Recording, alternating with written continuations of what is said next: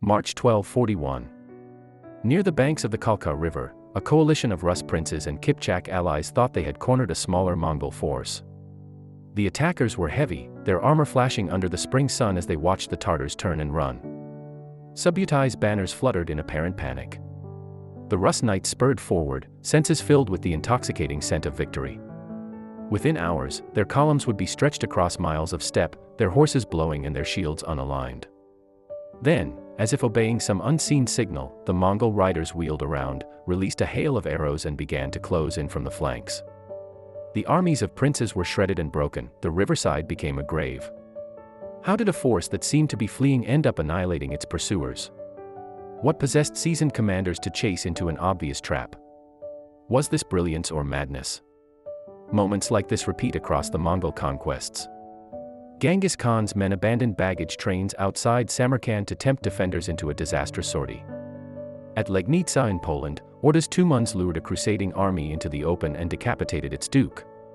Time and again, the same pattern emerges, a theatrical retreat that invites hubris, followed by an ambush that feels almost inevitable in hindsight. Why would any commander bet his army on such a precarious performance? And why did it keep working? At the heart of this story lies a strategic problem that reads like a paradox. How can a numerically inferior cavalry force defeat established kingdoms without getting bogged down in attrition or siege warfare? The Mongols did not simply ride hard and shoot straight, they weaponized psychology. They turned a withdrawal, usually a mark of weakness, into a sharp-edged tool. Their opponents, trained to read a fleeing enemy as beaten, took the bait. Yet the Mongol generals understood something few others did, that speed, coordination, and discipline could allow them to relinquish ground temporarily, stretch an enemy's formation and then annihilate it. In this episode, we are not recounting battles line by line. We are dissecting a mindset that redefined mobility and deception in warfare. The core of the strategy was audacious because it hinged on assumptions that could easily collapse. The smallest miscue, an undisciplined soldier breaking formation, an enemy commander refusing to pursue, a signal misunderstood, would turn a feigned retreat into a real rout. The commanders who employed it wagered their men's lives on the idea that fear and greed would override caution in their adversaries. They also relied on a sophisticated command system, multiple spare horses and a code of collective punishment that kept their troops from actually running. This was not a trick performed once, it was a doctrine that cut against the grain of contemporary military thought. Over the next sections, we will map the pressures that shaped this doctrine, examine what the manuals of the time prescribed instead, and look inside the Mongol command tent as a handful of warlords debated whether to enact a plan that most generals would dismiss as suicide. We will see how this calculated retreat was executed, how opponents reacted and why the price paid, both in lives and in political consequences, was so high. Because understanding a gambit like this means confronting not just the brilliance of its design but the razor's edge on which it balanced. Are you ready to delve into the geography of this confrontation? The chessboard on which this drama unfolded stretched from the ice-bound rivers of Rus to the irrigated oases of Central Asia. On one side was a confederation of nomadic tribes forged into a disciplined war machine, on the other, a patchwork of settled kingdoms that relied on fortresses, infantry, and heavy cavalry. The Mongol Empire under Genghis Khan, and later his sons and generals, had already crushed the Xia and Jin dynasties in China. By 1218 the western horizon was occupied by the Khwarezmian Empire, a commercially rich realm spanning modern Iran and Central Asia. Its Shah, Ala ad-Din Muhammad II, controlled cities like Bokhara and Samarkand, commanded large garrisons and taxed the Silk Road.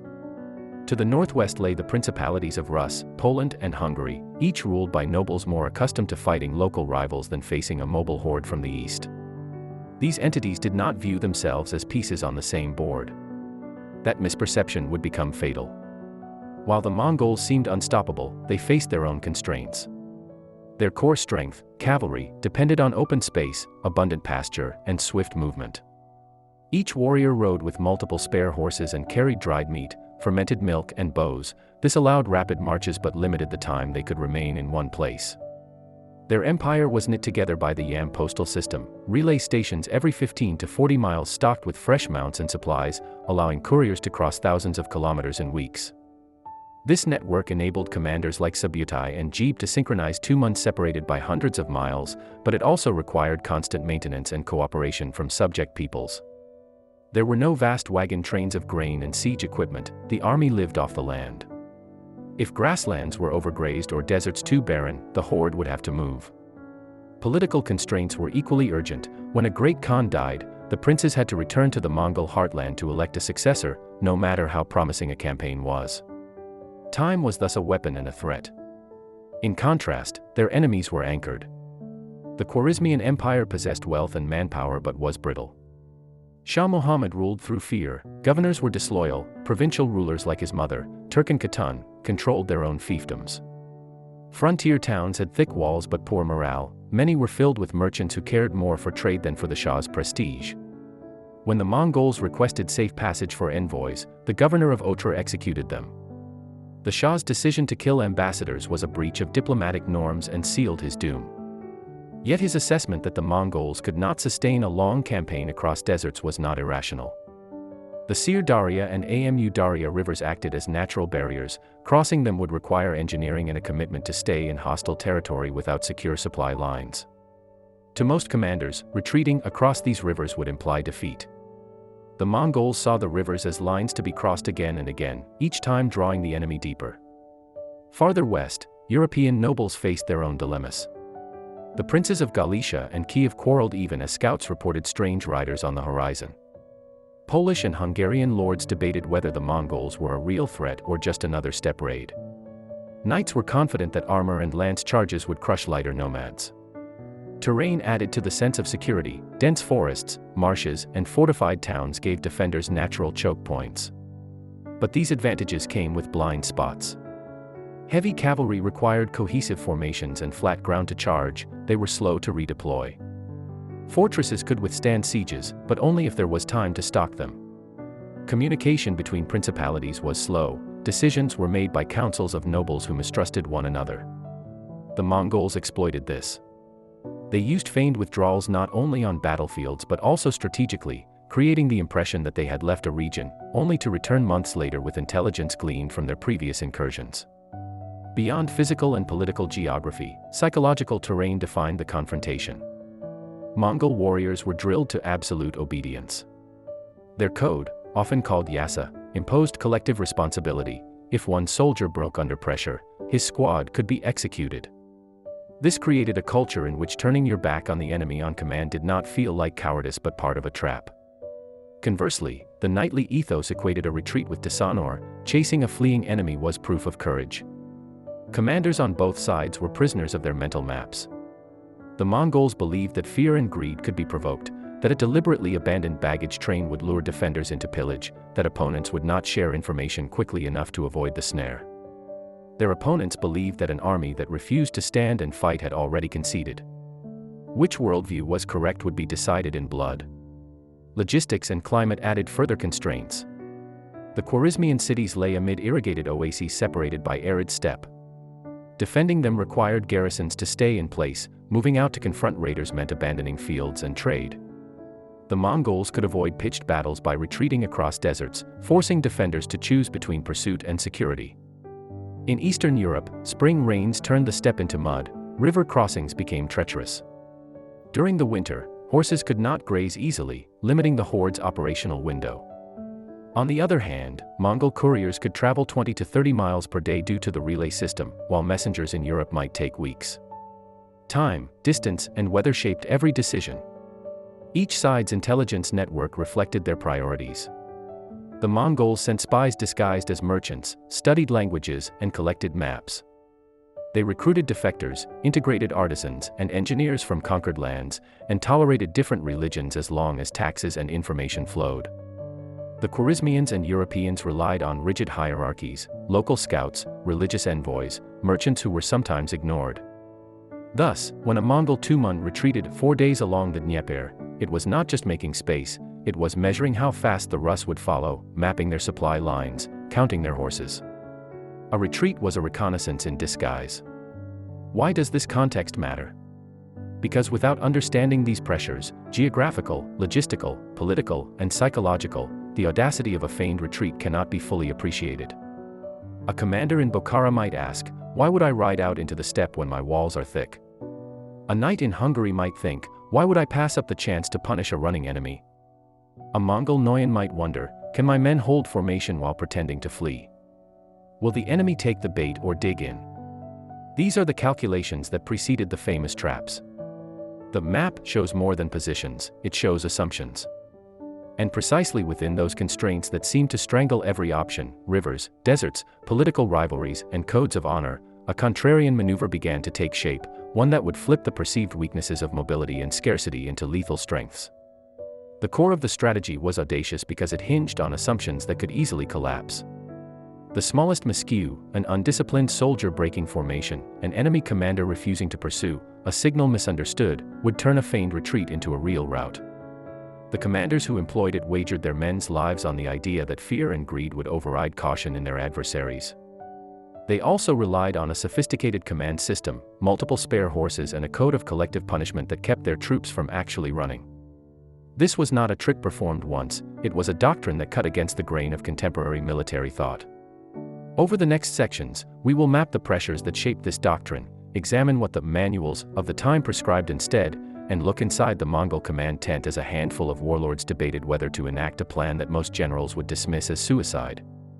We will see how this calculated retreat was executed, how opponents reacted, and why the price paid, both in lives and in political consequences, was so high. Because understanding a gambit like this means confronting not just the brilliance of its design but the razor's edge on which it balanced. Are you ready to delve into the geography of this confrontation? If you consulted the martial handbooks of the 13th century, their recommendations would seem straightforward. Secure your supply lines. Concentrate your forces. Hold defensible terrain. When facing nomads, do not give chase, let them exhaust themselves on your walls. When fighting knights, meet them with knights, the side with heavier armor and deeper ranks will prevail. The science of war, as taught in the courts of Persia or the courts of Europe, valued solidity over fluidity. Commanders were told to anchor their armies on rivers or hills, establish a fortified camp, and seek a decisive engagement where massed infantry and cavalry could bring shock and weight to bear. Dividing your army was reckless, turning your back on the enemy invited panic. Retreat was an admission of defeat. These principles had served feudal lords and sultanates for generations. The Crusaders had learned to survive in the Levant by fortifying castles and waiting out Muslim raids. Seljuk Turkic rulers had mastered the art of securing caravan routes with garrisons. None of the textbooks prepared generals to face a foe that refused to behave as expected. For the Khwarezmian Empire, the obvious playbook was clear. Line the banks of the Sir Darya and Amu Darya with troops. Use the great cities as anchor points. Raise local militias, wait for the enemy to attack thick mud brick walls. With garrisons numbering in the tens of thousands, Samarkand alone should have been impregnable. Shah Muhammad could have followed the example of earlier rulers who bled nomadic invaders by refusing battle and using scorched earth tactics. He might have evacuated the plains, left nothing to forage, and let the steppe warriors starve. On paper, he could muster more soldiers than the invading Tumans. His cities had granaries and workshops, his treasuries could hire mercenaries. The manual of his time would have counseled caution, patience, and unity. In Eastern Europe, the prescriptions were similar. The Hungarian king Bela IV was told by his advisors to fortify river crossings and gather knights under a single banner. Armored cavalry charges had broken nomadic incursions before. Heavy lances, deployed in wedge formations, could smash lighter horsemen. If the Mongols dared to besiege, let them batter their arrows against stone. Do not let yourself be drawn into the open steppe. The old chronicles of the Kipchaks and Cumans warned their Rus neighbors, if the Tartar turns, do not follow. John of Plano Carpini, after witnessing the Mongol way of war, urged European rulers never to pursue a retreat. Yet when the time came, his advice would be ignored. Even within the Mongol leadership, conventional wisdom existed. The Mongols were not strangers to retreat. Steppe warfare traditionally involved hit-and-run raids. The safe course of action after conquering the Jin would have been to consolidate, extract tribute, and avoid stretching lines too far west. Their logistical manuals emphasized securing grazing land, respecting the seasons, and returning to the homeland for the Kurultai. Older warlords might have argued that attacking a distant empire like Khwarezm, with its high walls and lack of pasture, was folly. The safe, expected path was to raid for loot, collect submission, and withdraw before winter. A wide flanking march around the Caspian or into Europe would have violated every norm about staying near support. No one had yet attempted to coordinate multiple armies across thousands of kilometers using signal flags and relay riders. The risk of being cut off was enormous. Why, then, did these manuals prove inadequate? The answer lies in the asymmetries of the confrontation. A static defense assumed the attacker would batter himself against walls. But the Mongols had no intention of obliging. When Samarkand's Shah assembled his best troops inside the walls, Genghis Khan simply feigned weakness outside. He sent small detachments to plunder villages and retreat, knowing the garrison, hungry for loot and glory, would sally out. Once outside the safety of stone, the massed defenders became a long column, vulnerable to encirclement. A defensive plan that relied on the enemy's respect for walls failed because the enemy attacked the defenders' mines instead of their bricks. Attrition strategies also broke down. Scorched earth only works if you can deny the enemy pasture. In the wide grasslands between Otrar and Bokhara, there was too much forage to burn. The Mongols carried their own supplies and spare horses. They could raid deeper, living off herds. Meanwhile, the Khwarezmians could not easily abandon their irrigated fields without triggering famine. Waiting behind walls ceded the countryside to the invader, who then cut the roads and isolated the cities one by one. Unity under the Shah proved illusory. Governors mistrusted each other, and when the Shah eventually fled, his empire disintegrated. The manuals' call for concentration unraveled as each province chose self-preservation. On the European side, the doctrine of the decisive cavalry charge collapsed against an opponent who refused to stand his ground. At the Battle of Mohi, the Hungarian knights' initial assault met a Mongol center that withdrew across a bridge. Flush with momentum, the knights pursued. The bridge became clogged, the formation dissolved, and Mongol engineers, unnoticed in the manual, collapsed the bridge behind them, cutting the pursuing knights off from their infantry.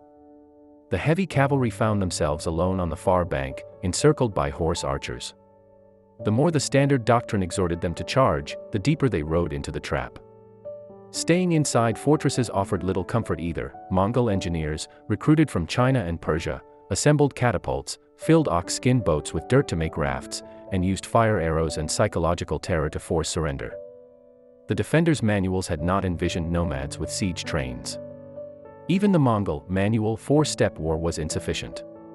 Simple hit-and-run raids would not bring down an empire the size of Khwarezm. A direct assault on Samarkand could have wiped out precious Tumans. A protracted siege would have given the Shah time to rally. Staying home would have meant allowing a hostile state on their western flank. To achieve a decisive result with limited numbers and under time pressure, the Mongols had to invent a new operational art, to split their forces, to simulate chaos without becoming chaotic, to weaponize retreat as a lure. The risk was colossal. If a single unit panicked, the feigned retreat would become real. If the enemy refused to follow, the Mongols would still face walls and potential counterattack. If seasonal rains bogged down their horses, they could be trapped. Yet the alternative, fighting by the book, offered no path to victory. When the manual leaves you no winning move, perhaps the only option is to throw the manual away. This contradiction is the heart of our story. Traditional doctrine promised security but, in this case, guaranteed defeat.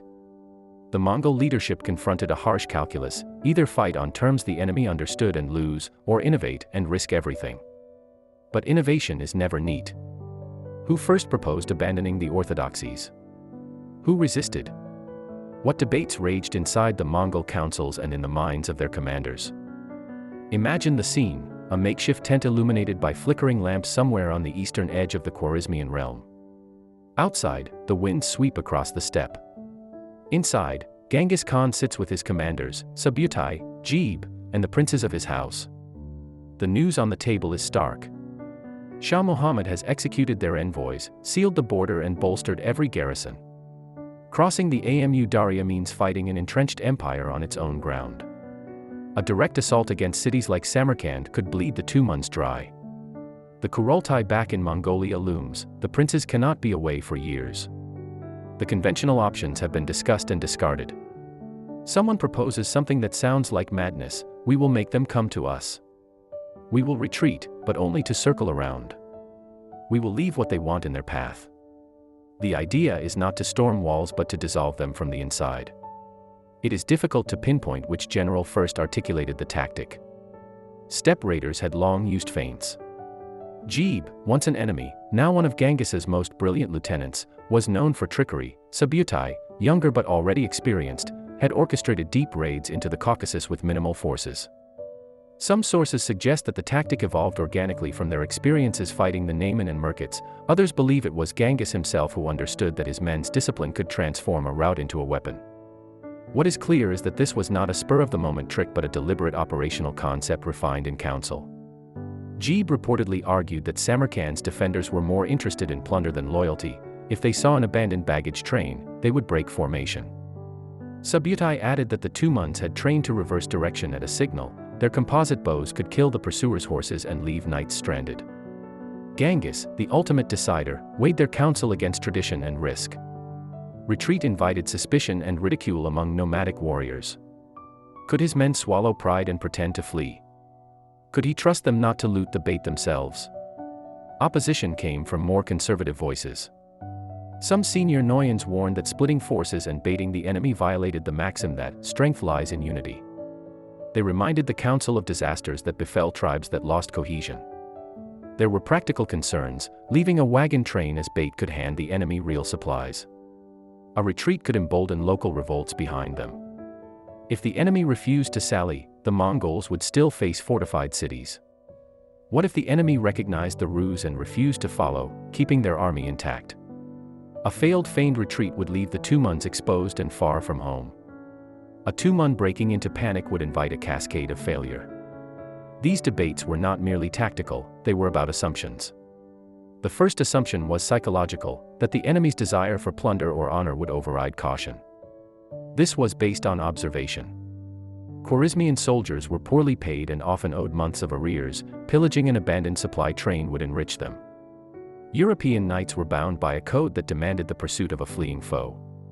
Pride and greed could be predicted. Yet prediction is not certainty. What if a strong-willed commander held his men back? The second assumption was organizational, that Mongol discipline and signaling were robust enough to prevent a sham retreat from turning into a real one. This relied on years of training and a culture of collective punishment. Leaders had to enforce the yasa ruthlessly. If a squad broke formation in panic, its members could be executed. Was that enough to guarantee order under the stress of apparent defeat? The third assumption was logistical, that the enemy's formation would stretch and weaken once in pursuit and that their supply lines would not support a long chase. The Mongols bet on the enemy running out of water, the knights' horses tiring under armor, garrisons leaving walls thinly manned. If that didn't happen, if the enemy maintained reserves or had their own mobility, the trap could backfire. Underlying these assumptions was a deeper strategic insight, that time and information could be weaponized. Subutai argued that a retreat of 3 days could lengthen the enemy's line to the point where scouts would fail to relay messages. The signal to counterattack would come when their opponents were most disorganized. He also believed that leaving decoys, fires, abandoned tents, carcasses of animals, would mislead pursuers about the main column's size and direction. Gebe emphasized the importance of terrain. The counterattack must occur where the steppe was open enough for encirclement but far enough from the enemy's strongholds to prevent reinforcements. They studied maps, sent scouts to locate potential ambush sites and even bribed local herdsmen to misdirect enemy patrols. The plan was not just a battlefield trick, it required aligning intelligence, logistics, and psychology. The internal debates reached beyond the military council.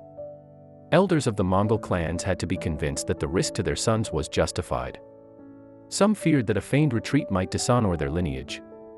Women and old men, who would keep the home camps, worried that the army might not return. Religious shamans were consulted, omens were interpreted. Genghis's mother, Holon, is said to have warned him about underestimating settled peoples. He listened but insisted that speed and cunning were the only ways to overcome fortified cities without a long siege.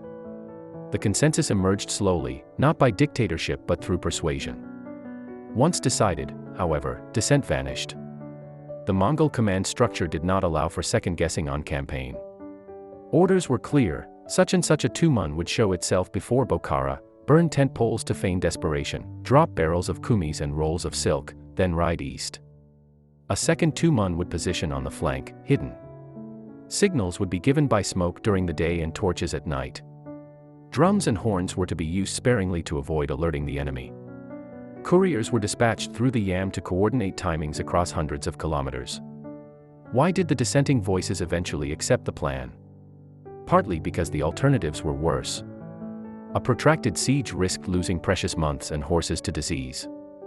A frontal assault on walls defended by archers and catapults would kill seasoned warriors. Waiting for the Shah to march out might never happen. The feigned retreat, for all its risks, offered a path to decisive victory. It turned weakness, fewer men, lack of siege equipment, distance from home, into strength by forcing the enemy to abandon his advantages. It also fit with the Mongol ethos of turning the enemy's expectations against him. Make them believe what is false, strike where they are unprepared. It appealed to Genghis's belief that war was as much a contest of minds as of muscles. For the European campaign, the decision-making logic was similar. Subutai and Batu examined the geography of Poland and Hungary, noted that princes were slow to cooperate and that knights were overconfident. They chose to simulate withdrawals in the face of initial charges, predicting that nobles would pursue individually rather than wait for combined forces. Again, some of their officers worried, what if the Bohemian reinforcements arrived before the trap closed? What if local peasants burned the bridges behind them? Subutai's response was characteristically pragmatic, then we will adapt or withdraw. Flexibility, not rigid adherence to plan, was his creed.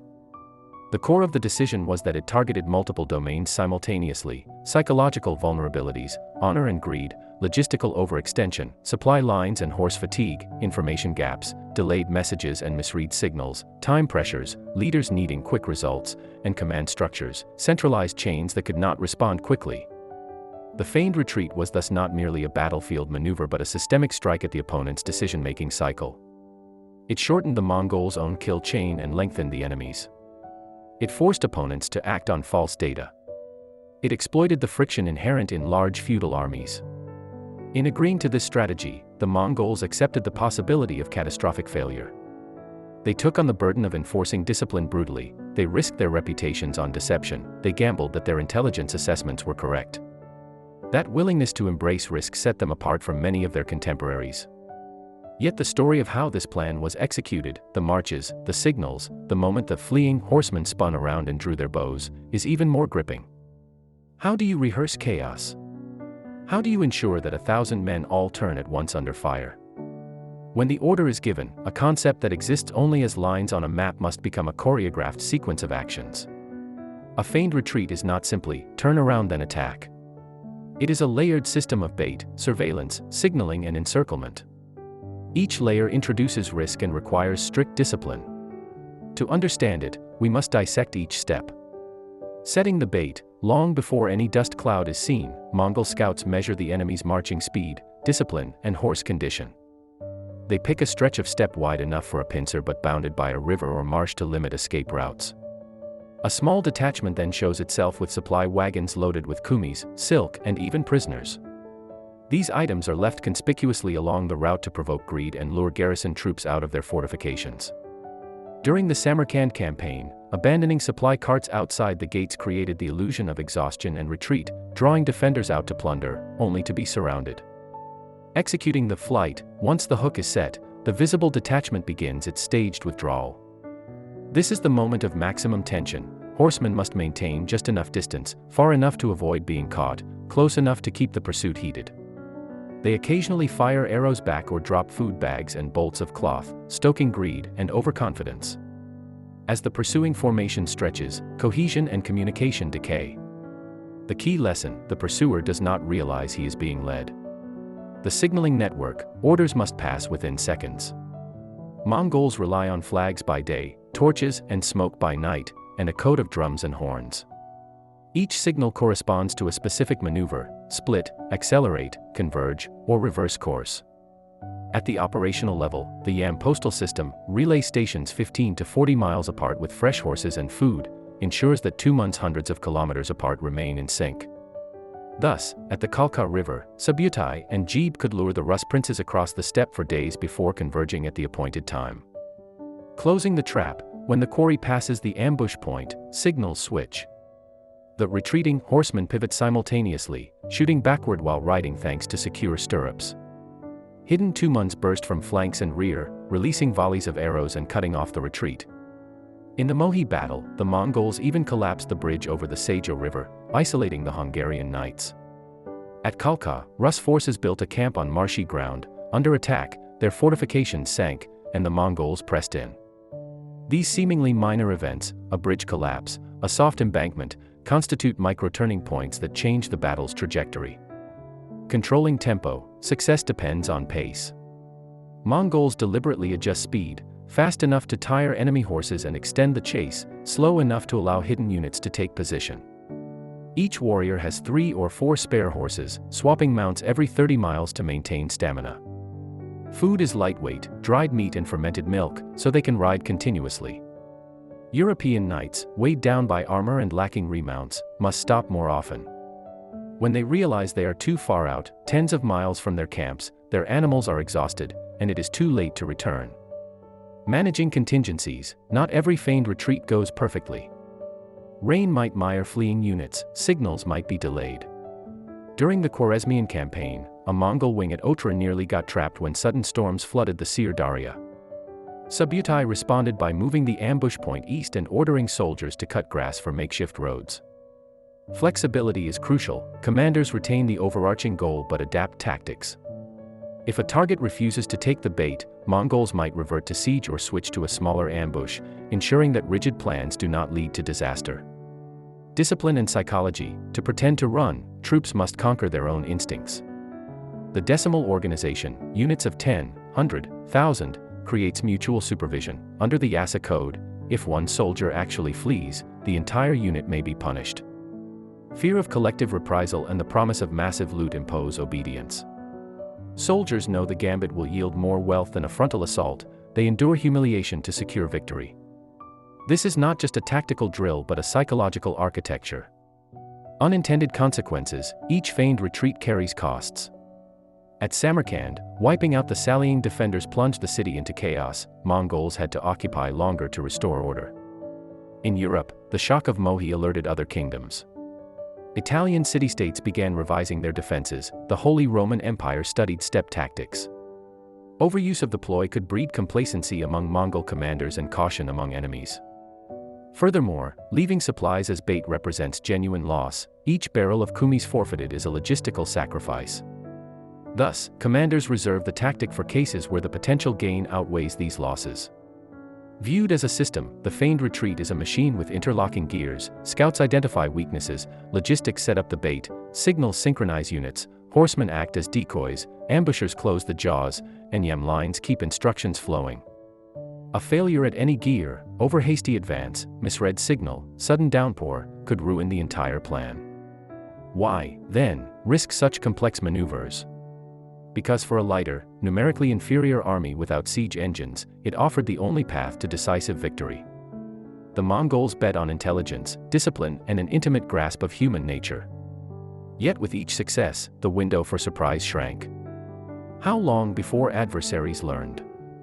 Would the next enemy refuse to chase, forcing the Mongols to adapt yet again? When a mounted column vanishes over the horizon, observers must decide, is it running, redeploying, or setting a trap?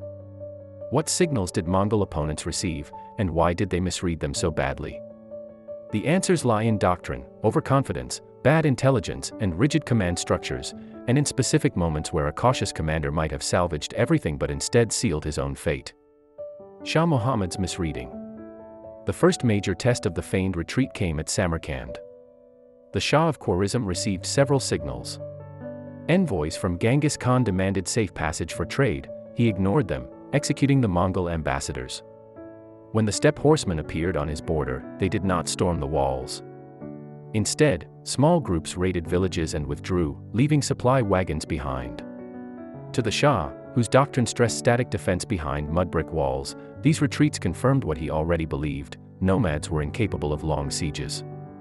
His court advisors, steeped in Persian military tradition, interpreted the abandoned baggage as evidence that the invaders were starving. Like many rulers of walled empires, Muhammad assumed that numbers, fortifications, and interior lines of communication gave him time. He saw no reason to abandon his fortified cities to chase raiders across the steppe. This assessment rested on biases. Doctrine taught that cavalry raids lacked staying power, heavy infantry and walls would prevail. Overconfidence came from the empire's recent conquests and vast manpower. Misinformation played its part too. Mongol spies posing as merchants spread rumors that the Tumans were undersupplied. The Khwarezmian command structure added to the problem. Authority was fragmented among the Shah, his mother Turkan Khatan, and regional governors. Without trust or a unified command, warnings were ignored or contradicted. The tipping point arrived when Samarkand's garrison, convinced by the spectacle of abandoned supply carts, sallied out to plunder. They believed the enemy had fled. Instead, they exposed themselves to encirclement. Once this force was annihilated, morale inside the walls collapsed, and the city fell. The Shah misread a calculated sacrifice as a sign of weakness. His reaction triggered his ruin. Princes of Rus and the logic of pursuit. At the Kalka River in 1223, a coalition of Rus princes and their steppe allies faced a similar puzzle. The Mongols appeared, skirmished, then retreated east. Scouts reported a small enemy force loaded with spoils. The princes deliberated. Some, recalling past experience fighting nomadic tribes, advocated caution. Others, driven by pride and greed, argued that a fleeing foe should be chased and destroyed. Medieval chivalric ethos equated flight with defeat. Not pursuing was dishonorable. Moreover, the princes lacked a unified command. Each led his own troops and had his own agenda. There was no single commander to enforce patience. The decision to pursue was a product of their political fragmentation as much as their ignorance. Friar John of Plano Carpini, writing decades later after witnessing Mongol tactics, cautioned European soldiers against this very impulse. Let our bands take this advice: if the enemy retreats, not to make any long pursuit after him, lest according to his custom he might draw them into some secret ambush. His warning captures the essence of what the Rus princes did wrong. They misinterpreted the retreat as real, because doctrine taught that nomads lacked staying power and because greed promised an easy victory. They dismissed the possibility of deception. As they pursued for days, their column stretched across miles of steppe, supply wagons lagged, communication failed. The tipping point came when they crossed a river and camped on open ground. There, hidden Tumans attacked from all sides. Individual courage could not overcome systemic error, the absence of a central command, the lure of booty, and the failure to recognize a trap. The princes' reaction was not irrational in their own doctrinal context, but it proved fatal. Hungarian nobles and perceived cowardice. The Hungarian campaign in 1241 provides another case study. King Bela IV, facing rumors of a Mongol invasion, initially urged caution. He mobilized his forces slowly and tried to unify rival nobles. When Mongol raiders appeared near Pest, he forbade immediate attack. His aim was to mass the army and fight on favorable terms. But part of his nobility interpreted both the Mongol raids and the king's caution as weakness. Some attacked prematurely and were lured into swamps, their heavy cavalry bogged down and destroyed. Others refused to heed the king at all.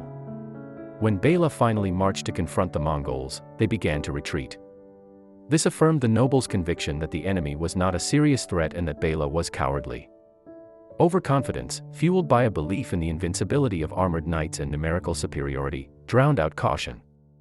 False intelligence made matters worse. Rumors, possibly spread by Mongol agents, suggested alliances between Cumans and Mongols, sowing distrust and causing valuable Cuman cavalry to leave Hungary.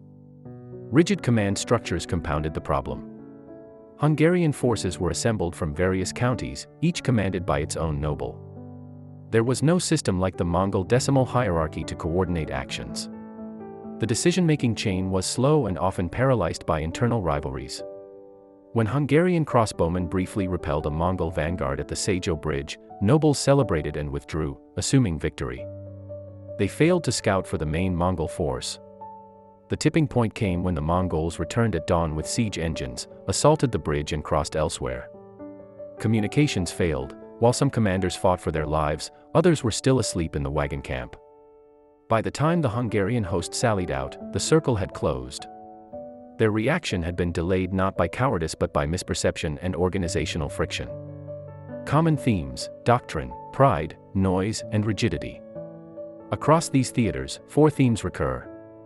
Doctrinal bias: Khwarezmians trusted walls, Rus princes equated flight with defeat, European knights believed that a decisive cavalry charge could end a battle, none considered that an enemy might weaponize retreat. Their mental manuals were written for other kinds of wars. They did not teach how to respond to an adversary who used mobility and deception as primary weapons. Even when counselors like Karpini warned against pursuing a retreating Mongol, such advice clashed with established practice and the personal honor code of commanders. Overconfidence, opponents often believed they outnumbered the Mongols or that heavy armor and fortified camps guaranteed success.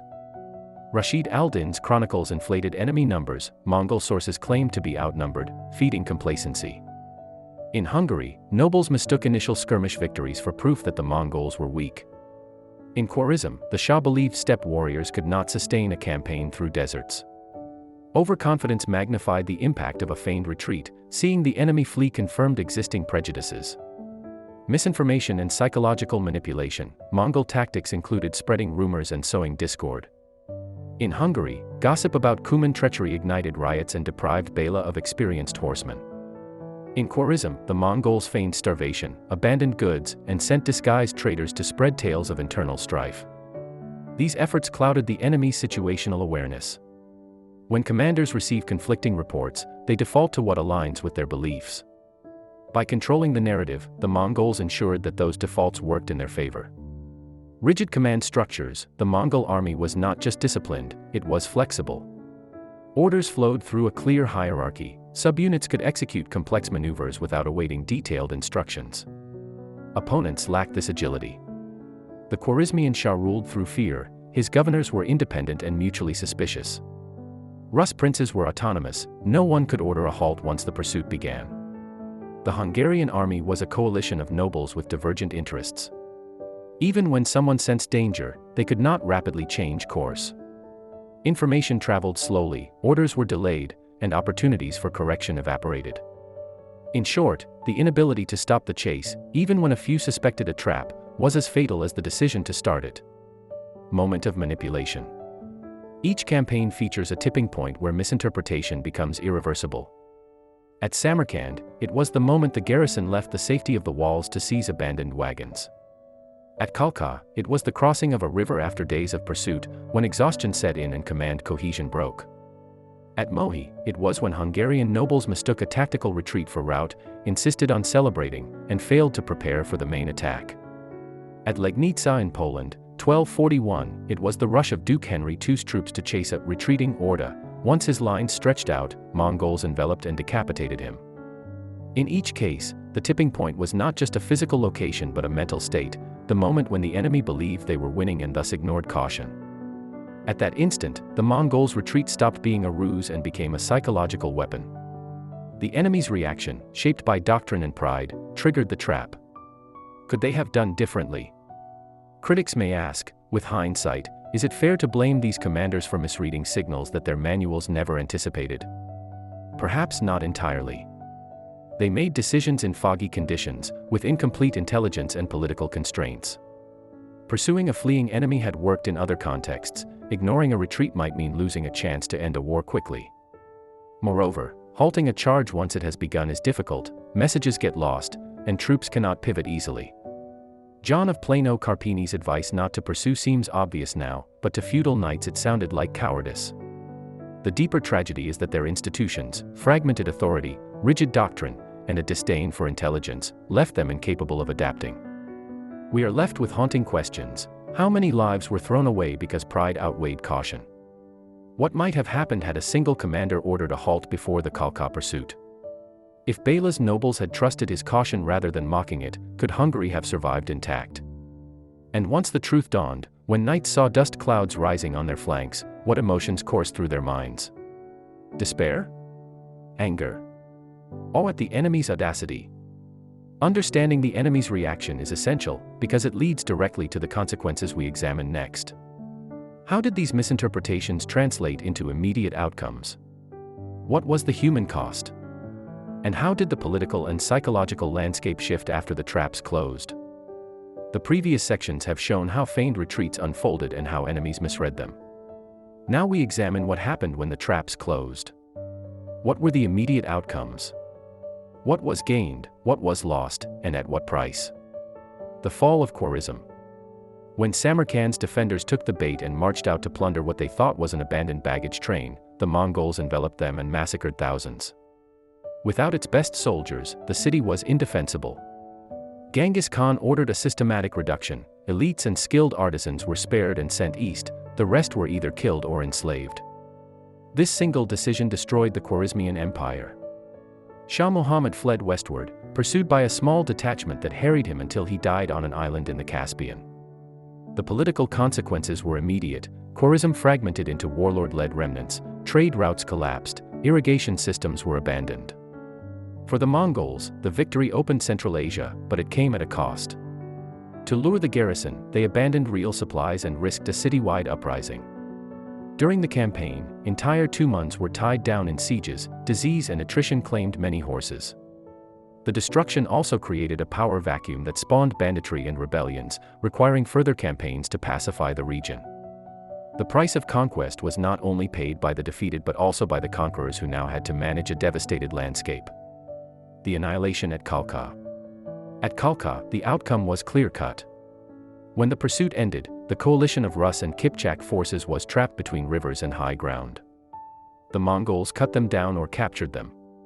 According to chroniclers, the surviving princes were executed in a grisly ritual. They were lashed under wooden platforms on which the Mongols held a victory feast, perhaps intended to humiliate aristocracy and send a message. The immediate military result was the decapitation of several Rus principalities' leadership. Yet the Mongols did not occupy Kiev or Novgorod. They withdrew after collecting tribute and intelligence. The cost to the Mongols was minor in comparison. They lost few men and gained valuable information on European terrain and politics. The Rus, however, entered a period of vulnerability. The loss of so many nobles set off power struggles and made later Mongol invasions easier. The psychological toll was enormous. Entire populations fled, chronicles recorded panic and religious lamentation, and for generations the word Tatar evoked terror. However, the Mongols gained little territory. Their objective at Kalka was reconnaissance and deterrence, not annexation. The trap succeeded tactically but did not immediately translate into strategic control. Catastrophe at Mohi. The Battle of Mohi shows both the potential and the limits of the tactic.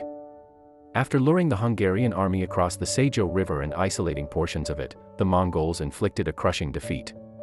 Contemporary accounts, such as the Epternacker notice cited in the Wikipedia entry on Mohi, report that Hungary lost about 10,000 men, suggesting the entire force numbered around that figure.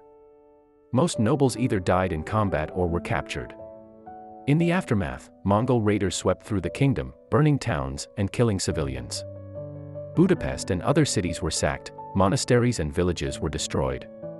Refugees flooded westward. The political system was shaken. King Bela IV fled and later rebuilt Hungary with fortified stone castles and new settlers, but much of the original aristocracy was gone. The psychological impact was acute. Europe suddenly realized that Christendom was vulnerable. Yet the Mongols paid a price. The initial assault at the Sejo Bridge went badly. Crossbowmen inflicted heavy losses and forced a change of plan. Batu Khan's vanguard lost 30 of his bodyguards and a lieutenant, a significant blow. The delays allowed some Hungarian units to retreat to their wagon fortress. The battle degenerated into bloody melee. After the victory, the Mongols did not stay. In 1242 they withdrew, partly due to the death of Great Khan Ogdi and the need for the princes to attend the Kurultai, partly because their horses were exhausted and supply lines overstretched. The devastation they left behind made future campaigns more difficult. Empty fields meant less fodder. Surviving populations withdrew into mountains and walled towns. In the short term, the Mongols achieved their tactical objective, breaking Hungarian resistance, but they did not incorporate the territory. Their cunning inflicted a wound, but the cost of maintaining a garrison across the Carpathians outweighed the benefits. The kingdom rebuilt and eventually learned to fortify against nomadic incursions, balancing gains against losses. The immediate outcomes of feigned retreats were spectacular: armies destroyed, cities captured, empires toppled. But the tactic had intrinsic costs. Every time the Mongols left supplies as bait, they sacrificed real resources. Every long chase exposed their horses to fatigue and disease. Ambushes were labor-intensive, constructing hidden fortifications, positioning tumans across miles, coordinating signals across horizons. Failures or near failures revealed vulnerabilities. At Mohi, the Mongols underestimated European crossbows and paid with lives. During the Khwarezmian campaign, unexpected rain nearly stranded a tuman near the Sir Daria, forcing a dangerous improvisation. When opponents refused to take the bait, Rare but not unheard of, the Mongols had to transition to direct assault or prolonged siege, both costly in manpower and time. Deception also imposes a psychological toll on those who employ it. Mongol commanders had to enforce brutal discipline to prevent fake retreats from becoming real. This required executing soldiers who broke formation, punishing entire units for the failures of individuals. Such measures could breed resentment. The reliance on fear and collective responsibility might have strengthened cohesion in the short term but risked long-term morale. Moreover, the success of such ruses fed a reputation for cruelty and treachery. This notoriety amplified psychological warfare but also hardened resistance in some quarters. Cities like Kiev and fortified monasteries prepared to fight to the death rather than negotiate, knowing surrender might still mean slaughter. The cost of the Mongols' own reputation was an escalation of brutality on all sides. Political and cultural reverberations. The geopolitical consequences of these battles were profound. The destruction of Khwarezm removed a buffer between East and West, opening Persia and the Middle East to further conquest. Its collapse contributed to power vacuums that later facilitated the rise of Timur and other warlords. In Eastern Europe, the vacuum left by the death of Rus princes at Kalka delayed the consolidation of a unified Russian state. Mongol demands for tribute turned many principalities into vassals. The trauma of Mohi spurred Hungary to modernize its defenses. King Bela's rebuilding program introduced stone fortresses and invited settlers, altering the demographic makeup. For Western Europe, reports of Mongol tactics triggered a wave of chronicles, sermons, and embassies. Friar Carpini's warning not to pursue a retreating Mongol became a strategic lesson studied by future commanders. There were also unintended effects. The depopulation of Central Asian oases diminished agricultural productivity, destabilizing local economies. The Mongols' reliance on artisans and administrators from conquered cities led to cultural exchange but also brain drain. Conversely, the shock of the feigned retreat forced adversaries to innovate. European armies began experimenting with mobile units, crossbows, and stricter discipline. Some adversaries, like the Mamluks of Egypt, studied Mongol tactics and developed countermeasures, eventually defeating them at Ain Jalut. One could argue that the cost of the Mongols' success was that they taught the world to fight like them. Lessons from failure. Feigned retreats were not infallible. They depended on the enemy making predictable errors. When opponents maintained discipline, refused to chase or fortified camps correctly, the tactic lost potency. In 1260 at Ain Jalut, the Mamluks used their own feigned retreat to lure a Mongol detachment and then counterattacked successfully. This reversal illustrates the inherent vulnerability of any deception. Once widely known, it invites imitation and counter-deception. The Mongols' assumption that surprise would always be on their side eventually became false. Reflecting on these outcomes, we see that victory through cunning is not cheap. The immediate payoff, annihilated armies, captured cities, must be weighed against lost supplies, dead comrades, political vacuums, and hardened enemies. The ruse itself requires a willingness to sacrifice and to accept the moral burden of trickery. Did the Mongols gain more than they paid? Their empire expanded, but the seeds of resistance were sown in the ash. And for those on the receiving end, the costs were obvious: towns erased, nobility exterminated, social fabrics torn. Could any of this have been avoided had commanders read the signs differently? Might a more cautious Shah have saved his empire? Could a unified Rus have survived the steppe? These counterfactuals lead us to the final part of our analysis. To understand the deeper significance of the feigned retreat, beyond blood and fire, we must distill its strategic lessons. In this final analytical segment, we leave behind individual battles and ask, what does the feigned retreat reveal about warfare itself? Why was it possible? What conventions did it violate? And can its principles be applied elsewhere? We are not offering platitudes. We are distilling patterns from the preceding narrative, patterns that speak to the nature of decision-making under extreme uncertainty. 1. Exploit the enemy's mental models. The essence of the feigned retreat is psychological. It weaponizes what opponents think they know. In Khwarezm and Hungary, defenders had manuals telling them how nomadic armies usually behaved, that raiders burned out quickly, that walls would hold, that a fleeing soldier was beaten. Mongol commanders studied these expectations and inverted them. They made retreat appear genuine precisely because doctrine equated retreat with defeat. They baited with real goods because greed was a predictable human response. They calibrated the length of flight to the stamina of enemy horses. In other words, they attacked the mind before they attacked the body. The rule they broke was simple: they let go of ground voluntarily. Classical strategy emphasizes holding terrain. Clausewitz would later write that giving up a position is rarely acceptable unless you gain a greater advantage. The Mongols gave up entire provinces to lure an army into the open. They understood that controlling the opponent's perception of reality can be more decisive than holding physical positions. The lesson is that any plan must start with an analysis of what the enemy expects. Once those expectations are mapped, designers can exploit them. Is this applicable today? In modern conflict, it takes the form of information warfare, false signals, decoys, and cyber deception. The principle remains: identify your adversary's doctrinal blind spots, then design actions that make them act against their own interests. 2. Synchronize deception with mobility and communication. Deception alone is not enough.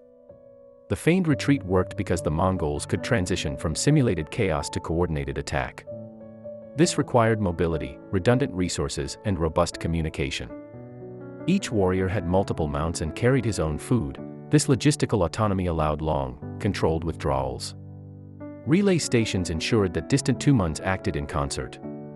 Signal flags, drums and horns turned dispersed horsemen into a synchronized weapon. Discipline enforced by the Yasa made it possible for soldiers to remain in formation while pretending to run. Without these elements, a feigned retreat would devolve into a real rout. The convention violated here is the belief that maneuver and deception are secondary to mass and firepower. Many commanders focus on accumulating more troops or bigger weapons. The Mongols showed that speed, communication, and the ability to reverse course quickly can be decisive multipliers. In modern terms, this principle is reflected in network-centric warfare and maneuver warfare doctrines: disperse forces, share information rapidly, strike where the enemy is weak, then regroup. But such synchronization comes with high organizational demands. It requires trust in subordinates, a culture of initiative within broad intent, and an infrastructure to move information faster than the adversary can react. Without these, a feigned retreat becomes suicidal. 3. Gamble with purpose and accept the cost. The feigned retreat was a calculated gamble. It bet that opponents would take the bait, that troops would hold their nerve, that weather and terrain would cooperate. It was not a trick pulled from a hat but a deliberate acceptance of risk after weighing alternatives. In Khwarizm, the alternative was a prolonged siege that would drain resources. In Europe, it was a frontal battle against heavier cavalry. The Mongols chose the gamble and were prepared to pay for it, abandoning real supplies, risking small detachments, exposing themselves to counterattack if the enemy did not pursue. Their commanders mitigated risk by preparing contingencies, hidden reserves, escape routes, scouts watching weather and enemy movement. But they never eliminated it. At Mohi, their vanguard suffered heavy losses. At times, rain or mud almost turned feigned retreats into real disasters. The principle is that innovation often involves stepping beyond established safety margins. Breaking rules yields opportunity but also amplifies risk. That is why not all armies could or should adopt the feigned retreat. Without the Mongols' discipline, intelligence network, and cultural acceptance of harsh punishments, the tactic would likely backfire. The broader lesson is to differentiate between reckless gambles and calculated ones. A reckless commander bets without understanding the assumptions that must hold. A calculated gambler knows the assumptions, monitors them, and has fallback options. Modern strategists face similar choices, whether to adopt unorthodox tactics such as cyber spoofs, feigned troop withdrawals, or rapid incursions. The Mongol example cautions that success depends on planning for what happens if the opponent does not behave as expected. Beyond the battlefield, institutional implications. These lessons imply that strategy is more than choosing a clever trick. It requires building institutions that can support the trick. The Mongol military integrated command, logistics, culture, and law to make deception viable. Their decimal organization decentralized execution while maintaining unity of intent. Their laws enforced discipline collectively. Their communication network compressed decision cycles. Without these, the feigned retreat would have been just another ploy.